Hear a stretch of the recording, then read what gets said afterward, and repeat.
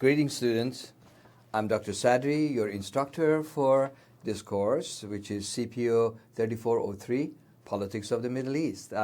First of all, I'm very pleased to serve you this semester, and we focus on a very hot topic. As you know, since the fall of last year, when Hamas invaded Israel, the politics of the Middle East has become even more severe and has got the attention of the entire world. Middle East has managed always somehow to capture the headlines, but particularly from October 7 of 2023, that attention has been brought more significant because there was a surprise attack, and of course, then Israeli forces, they entered Gaza, and I know that's a very, very, very challenging topic for a number of people. Teaching about Middle East is never easy. I've been doing it for more than 28 years, all right? And luckily, because I'm a neutral person, I'm not a Democrat, Republicans, I'm not pro something, I'm not against something. I try to present in my course, particularly in this one, a very neutral perspective, as you probably have already seen it in our syllabus and in the modules. I have a lot of readings with that because I don't have an agenda to make a liberal out of you or to make a conservative out of you, to make somebody who is has biases against a particular country. I want to present the facts and different opinions, and then you make an independent decision. It's not my job, to persuade you to be on one side or the other. It's my job, however, to provide facts and provide different opinions. And from time to time, I present my own perspective as well, but I would appreciate if you do not, in your emails and everything, keep saying, according to Dr. Sadri, I prefer you guys just read the material, digest the material, and say it the way you see it, okay? So considering that my family immigrated from that part of the world, my father being Middle Easterners, my mother's side being European, so I like to think that I have a very balanced view. And so far, that's what students have told me. All right, so what are we going to do now? I'm going to, first of all, hoped, let's say, that you have already covered the videos that I put for you in Module 0, which was orientation, and some general background of the Middle East. So what I'm going to do today is I'm going to focus on Module 1. And as you know, Module 1 is focusing on a more detailed background in terms of intellectual aspect, the structural aspect, and historical aspect of the Middle East at the largest level. Of course, again, this is very general. Every week as we cover different modules, you're going to see that the material gets deeper, deeper, and more deep, okay? So don't worry about that aspect. Notice that I put for you in terms of reading. I have first of all chosen the most popular and the most neutral general reading. The first general reading is one chapter of James Bill's book, which we refer to it as Reading 1. I really try to get that book for you. It's out of the print for the last several years, all right? And the reason I like it is because James Bill used to write very, very neutrally. He wouldn't try to also, like me, he wouldn't try to make, pro, certain countries and against some other countries, type of students out of his own students, okay? So he would present everything and he would allow everybody to think independently. So we have chapter 1 of that. And then we have basically, did you notice that the Esposito book, is very, very brief? I mean, you can probably read it in about half an hour or something, or maximum an hour. So I said all 4 chapters, but you've seen how little the chapters are. So those are those are the textbooks. And then we have 2 sets of articles. We have what we can consider classical articles. Here we have 2 articles. One is from Fromkin, Professor Fromkin, how the modern Middle East map came to be drawn. I will talk about that one. One from Professor Hoffman, Why Don't They Like Us? Is that right?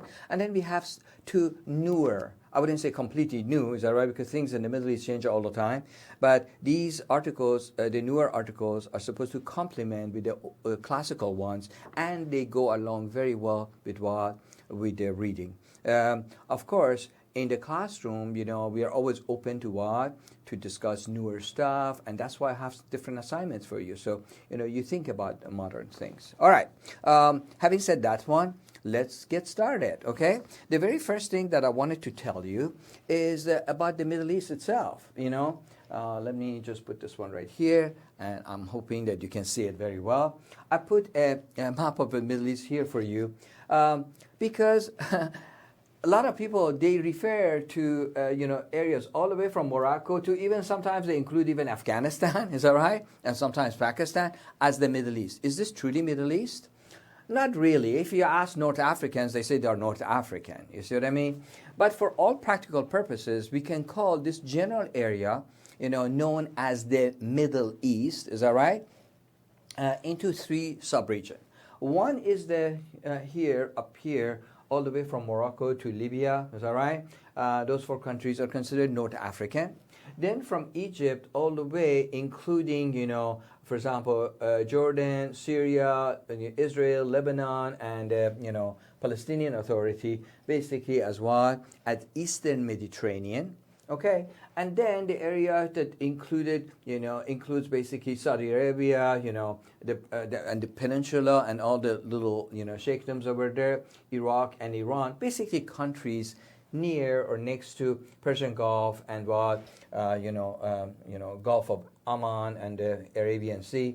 In that area, they call it what, the Persian Gulf, sub-region. So one sub-region, two sub-region, three sub-region. Now, generally speaking, for American perspective, as Americans, every time something has happened in North Africa, we usually say, oh, United States, leads from behind. We allow our European allies to lead those type of issues, okay? And we support it.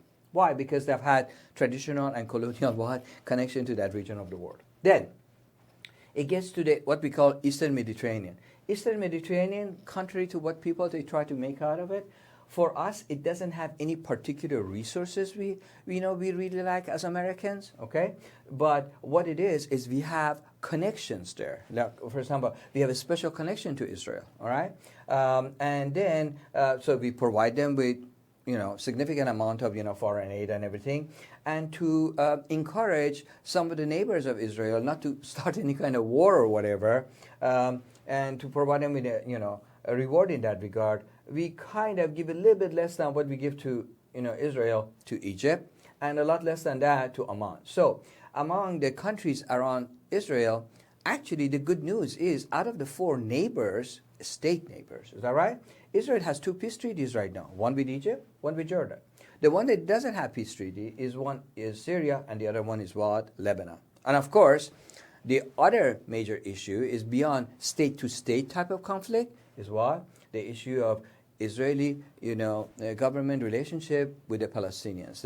And that's, as you know, we're going to talk about these things later on, can be a very hot issue because, of course, Israel is controlling the land right there. They were supposed to have a two-state, solution, has been in a limbo for a long time, and there are grievances on both sides, etc., etc. It's too much for just the very first lecture. Please be patient with me. We are going to get into it in the later on modules, okay? So that's another region. In this region, actually, we are spending a lot more money than anything else. We don't really gain much, And I know people, they argue that, but what about, all our companies that they take tourists to, Egypt and Israel and blah, blah, blah. We don't make really very much money. It's more of a, from an American perspective, it's, nothing, it doesn't have much of an economic or, other benefits, okay? Especially right now that there is no more Soviet Union. Okay. The part that we really make money, okay, is the Persian Gulf countries. Why? Because they have oil. Now, this is not to suggest that, like in the past, we really import a lot of their oil. That is not true, okay? We actually do some of them. We give particular type of refined oil that we produce and they don't have, for example, for their jets and this and that, and, special equipment. But this is the part of war that even though we really do not need their oil the way our allies, they need it in the West, or other allies in Japan and Australia might need it, because oil is such a strategic commodity, we are like a modern Roman Empire. So even though we might not need it and import it so much, is that right? We need to be able to somehow control that strategic commodity. So that's the significance of it. And because these countries are rich, okay, they are also excellent, customer of our products. All of those, I remember during the height of the oil crisis when people were getting rid of their two 12-cylinder Cadillacs. Guess where they were going? To Saudi Arabia, to countries around there. Why? Because gas is so much cheaper over there than water, okay? So they were using it over there. So these guys, they have money, and they have a commodity that we like. And many of them, except Iran, like 45 years ago, Iran was the only country that we, as U.S., we had two bases there. One in the Chabahar area, in the most southern, eastern part of Iran, and then one in northwestern of Iran to monitor basically this. This one was monitoring the activities of the Russian fleet, the Soviet fleet right there, and the other one was monitoring the activities of the Russian troops in Eurasia. All right. Now it's just the opposite. Iran is the only country that doesn't have it. All of the other countries around Persian Gulf, they have at least 1, 2, whatever bases. Is that right? Including Iraq, which I'm sure you have heard about Al-Assad, base right there. Okay, enough about this one. So this course is going to mostly cover basically what we call the, Near East to Middle East. Is that right? So having said that one, I'm going to put it over there. I'm going to enlarge it a little bit, and then we are going to go here. Okay. I hope you can see it very well, because some of the countries over there are kind of small. Okay? You see that? All right. So, having said that one, I want to go over the PowerPoint with you. And please notice that this PowerPoint is, PowerPoint is relatively short, only 8 slides. And what else? And the video is shorter because, as you know, our module actually already has one of my lecture videos, but that's very long. It's like an hour and 5 minutes or 10 minutes or something. So this is going to be a shorter version. All right.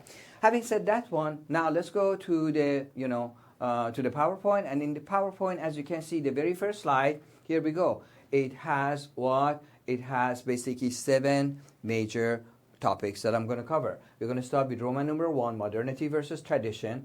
Number 2, the challenge of modernization. Then we focus on political development concept, which is very important in terms of covering Middle East, dialectics of modernization and political development. Then we talk about typology of political development, and then political development in the Middle East. And last but certainly not least, what?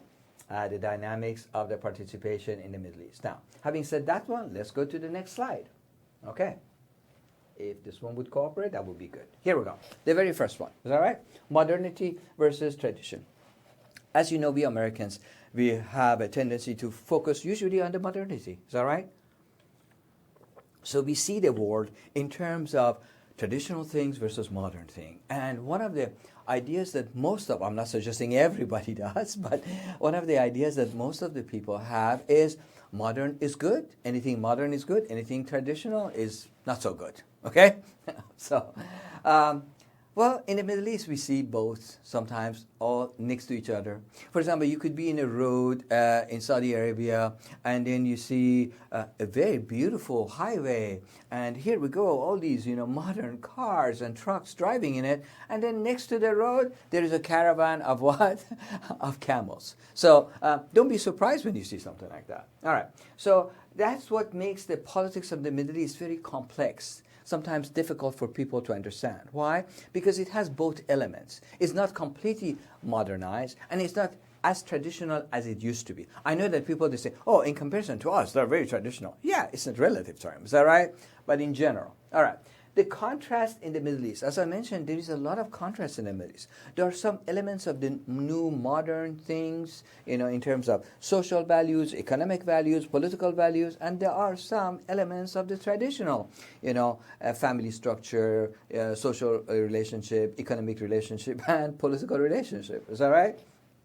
So, what is going on right now in the Middle East is because the area has been faced with the new realities of from 20th century on, when basically a lot of oil was found over there and it changed the whole politics of the area, to the present time, is going through, in a way, some kind of identity crisis. Okay?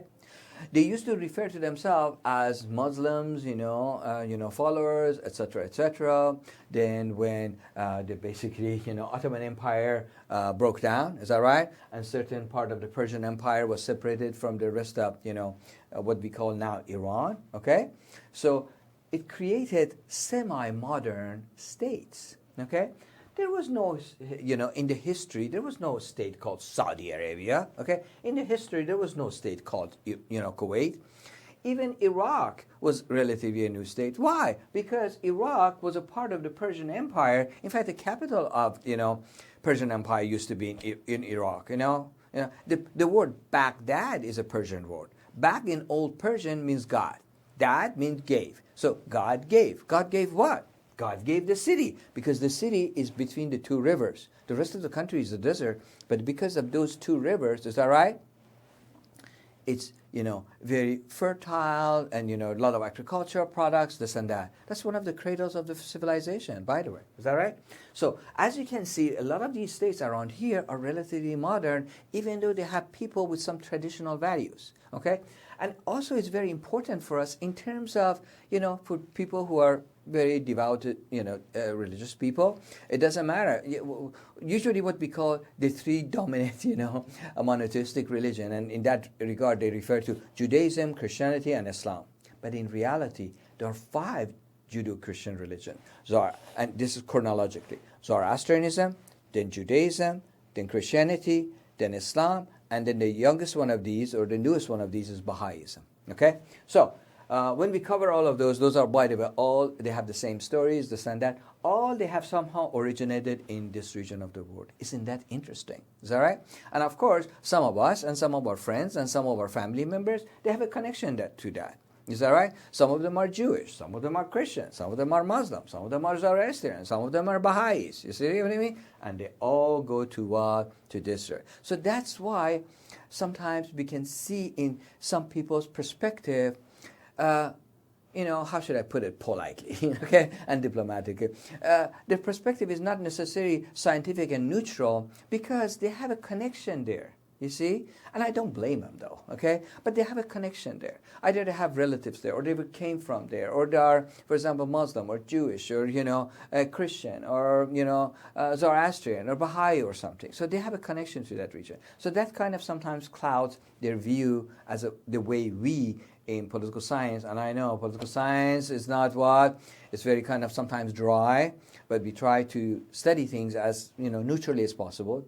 We try, okay? That's a key word, okay? Doesn't mean that necessarily we are always successful, but that's what we try to do. That makes sense? Okay, so having said that one, identity is very important. We're going to go talk more about it. I just wanted to bring it up here. And then politics of, development as a concern. One of the ways that political scientists have been studying this area is trying to separate different dimensions of the society, the economic part of it, from the social part of it, from the political part of it, and then see how this has developed. Of course, a lot of political scientists, when they started doing that, they started with the knowledge that they had when they were graduate students in 1960s and 70s. Is that right? So, at that time, there what we call developmental model, which was coming from the, efforts to study how change happened in Western Europe and in North America, was dominating a lot of graduate school. So, a lot of people, they started thinking about it that way.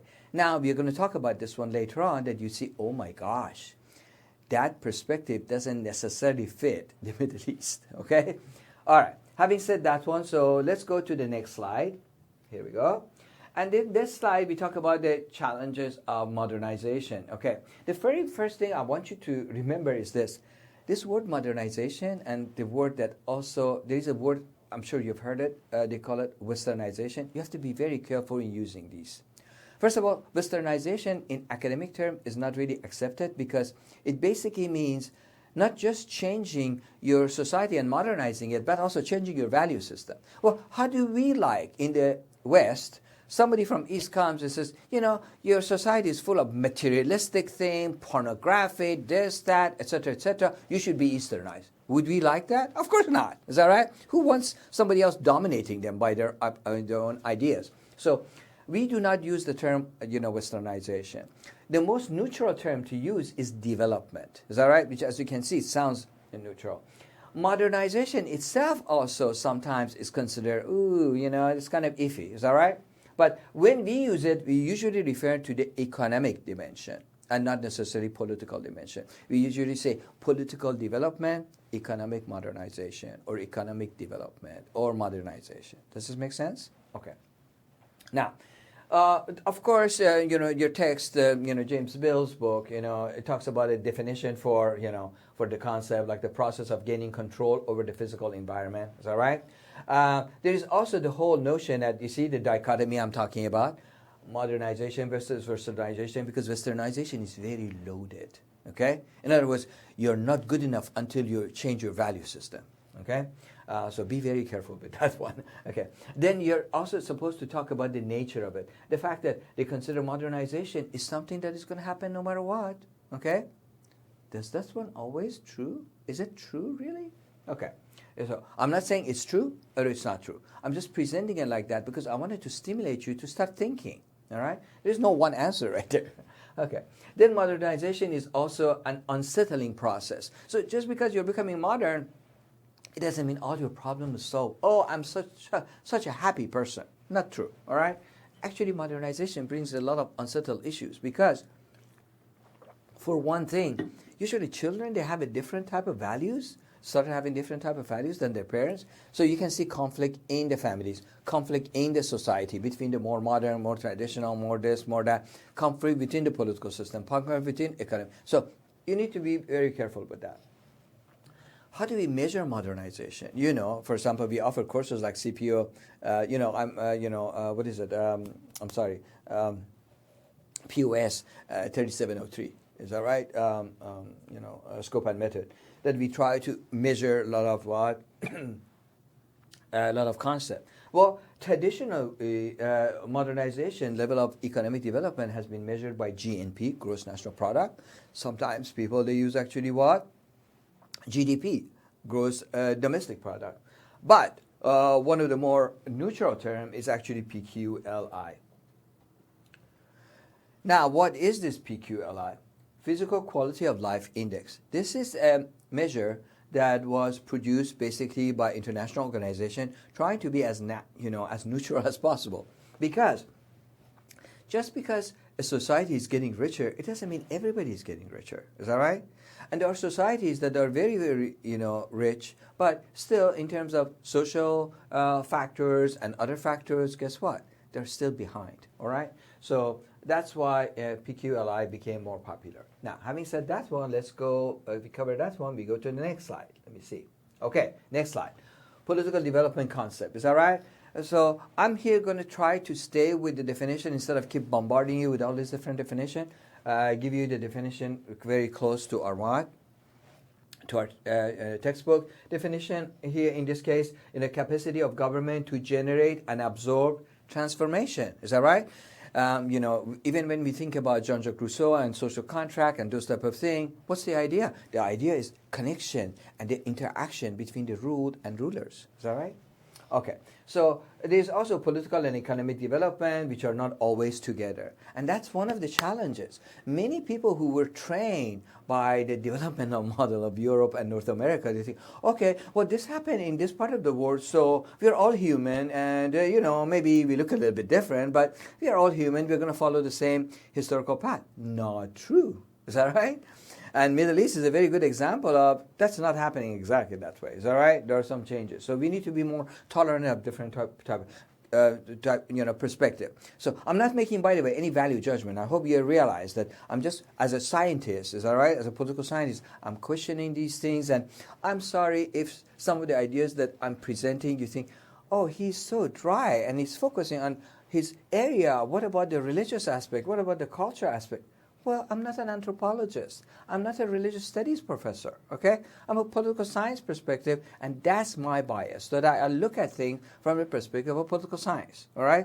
And I know, you're right, sometimes it gets a little bit dry. I try to add some spice to it, tell you some jokes and some stories about my travels all around the world, especially in this region. Okay, so We covered that one. Then we are talking about authoritarian regime can do modernization. And that's one of the things we see. Is that right? All around the world, especially in this region, a lot of authoritarian regimes, like authoritarian regime, another term for what? Dictatorship. Is that right?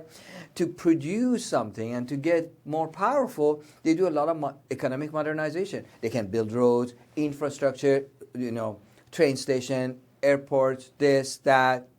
Just because you have that one, it doesn't make you more democratic, does it? I don't think so. Is that right? So, and last but not least, modernization and political development must be analyzed together. So, the Western model simply suggested this, that economic modernization happened in Europe first, and then political modernization came. In other words, right after the Dark Ages, they got all this education and this and that, and they started questioning, and then it became scientific, region for the growth and development and blah, blah, blah, blah, blah. Okay, so what happened? As they get richer and more educated, they start questioning authority. Okay, when they're questioning the king or the emperor or this and that, the system has to respond, because if it doesn't, what happens? Becomes French Revolution, 1789, okay?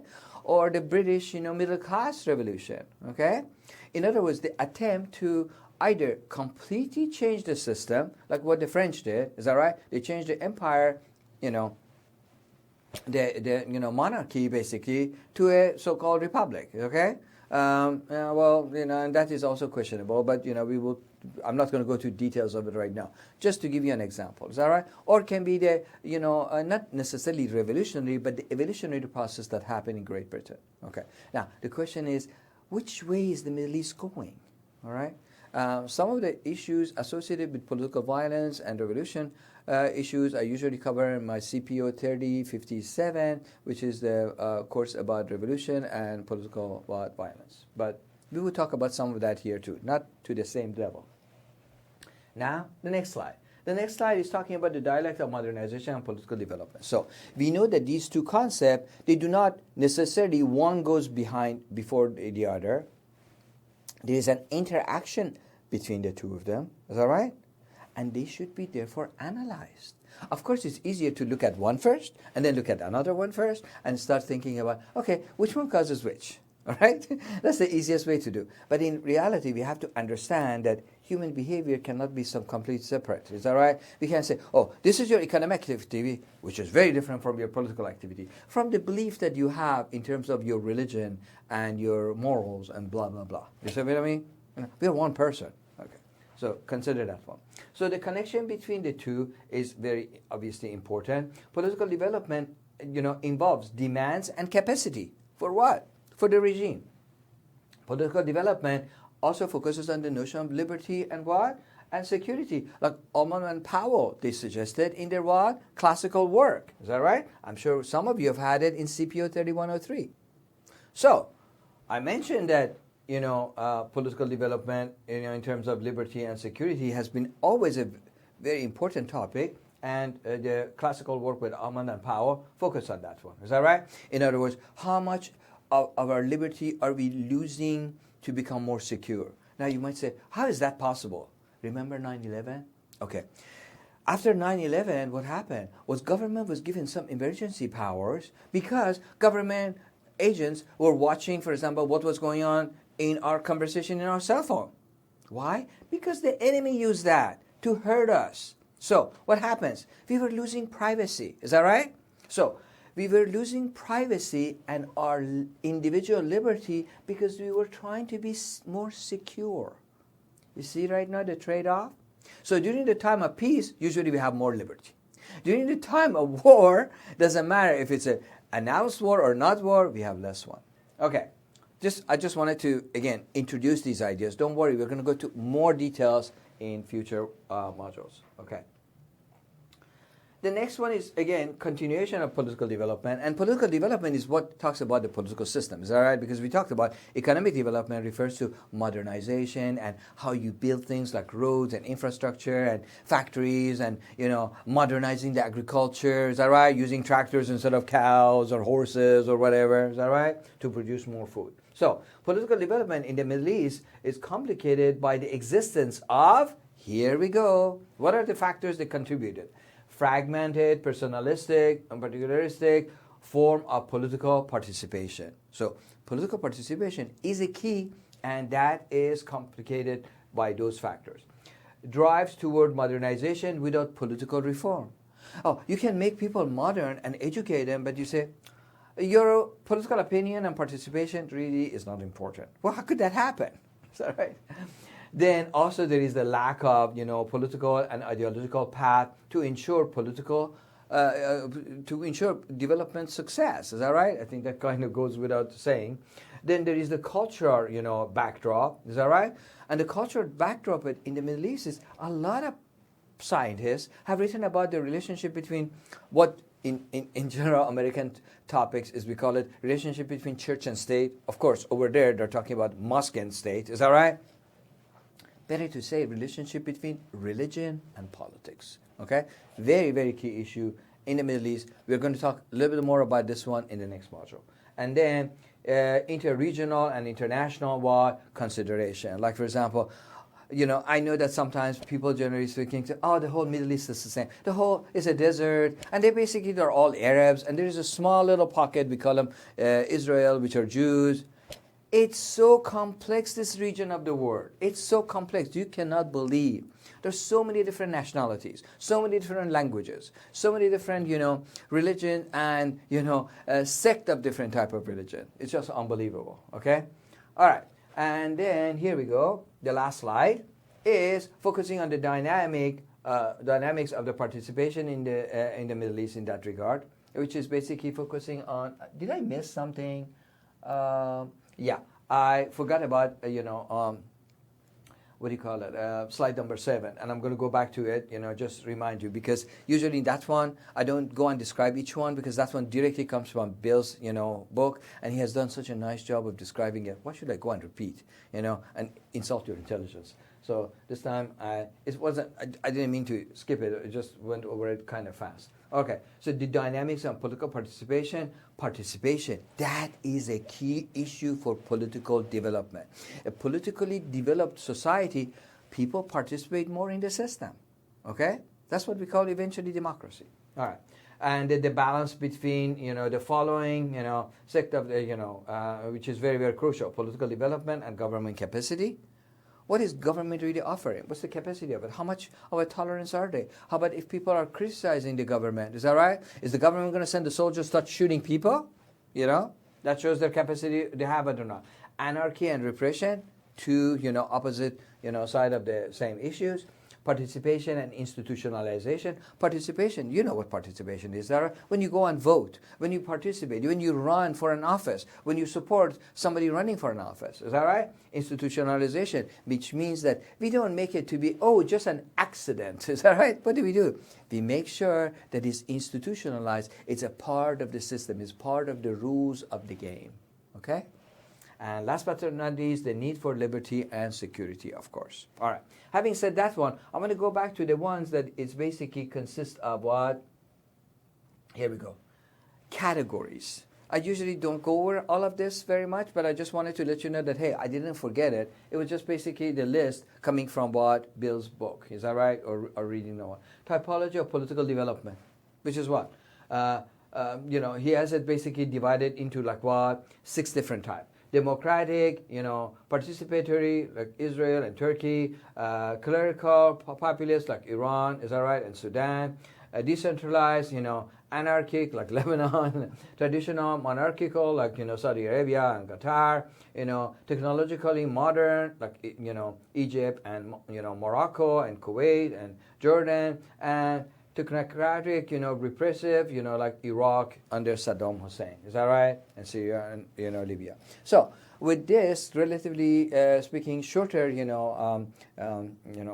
video, just about 30, 35 minutes or something, we covered a lot of the material, which is very important, and I'm hoping that you learn something from it, and you would be happy with that. Is that right? And every time you have a question, what do? You just email me. Thank you.